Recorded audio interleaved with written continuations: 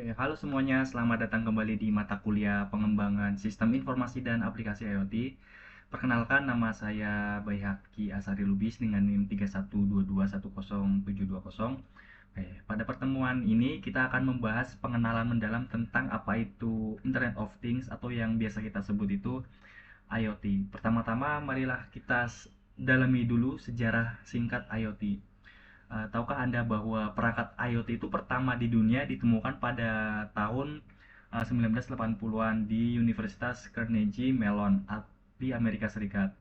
Oke, jadi dulu itu sekelompok mahasiswa di sana itu menciptakan sebuah sistem agar mesin penjual otomatis Coca-Cola ini di kampus mereka itu dapat melaporkan isinya melalui jaringan. Jadi mereka memasang saklar mikro pada mesin tersebut untuk melaporkan berapa banyak kaleng Coca-Cola yang tersedia. Sehingga mereka tidak perlu datang langsung untuk mengeceknya. Menarik kan?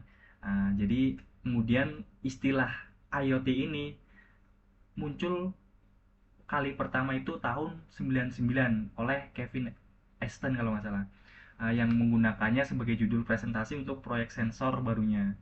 Lalu apa sebenarnya IoT itu? IoT itu adalah jaringan perangkat yang saling terhubung yang mampu mengumpulkan dan bertukar data ya. Jadi ada beberapa unsur penting yang membuat IoT itu dapat bekerja. Yang pertama itu adalah sensor. Tentu ya, tanpa sensor itu IoT nggak dapat berfungsi.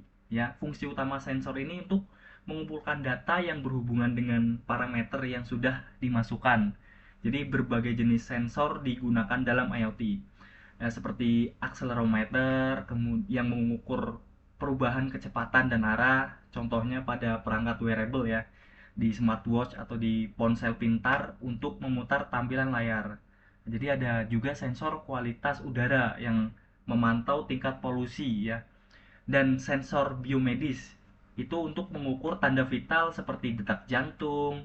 Itu sering ditemukan pada unsur kedua, yaitu adalah konektivitas. Setelah data dikumpulkan oleh sensor, data tersebut akan diproses menggunakan cloud. Oleh karena itu, jaringan internet itu harus dipastikan berfungsi dengan baik karena data dari perangkat IoT akan ditransfer melalui Wi-Fi atau jaringan seluler atau mungkin koneksi Bluetooth menuju ke cloud. Ya, konektivitas ini sangat penting karena data dari perangkat IoT lah yang memungkinkan tindakan diambil, kemudian layanan diberikan dan bahkan mendapatkan hasil ya. Ada tiga persyaratan teknis utama konektivitas IoT. Ada cakupan, kemudian efisiensi energi, dan kecepatan data. Teknologi seluler seperti 4G dan 5G itu unggul dalam kecepatan dan jangkauan, sementara teknologi jarak pendek seperti Bluetooth, Low Energy, dan Zigbee fokus pada kecepatan data dan daya tahan baterai. Ada juga teknologi LPWA seperti NB-IoT yang menawarkan daya tahan baterai dan jangkauan superior, namun dengan kecepatan data yang lebih rendah. Oke, terakhir adalah pengolahan data ya. Setelah data ditransfer ke dalam cloud, proses selanjutnya itu adalah pengolahan data.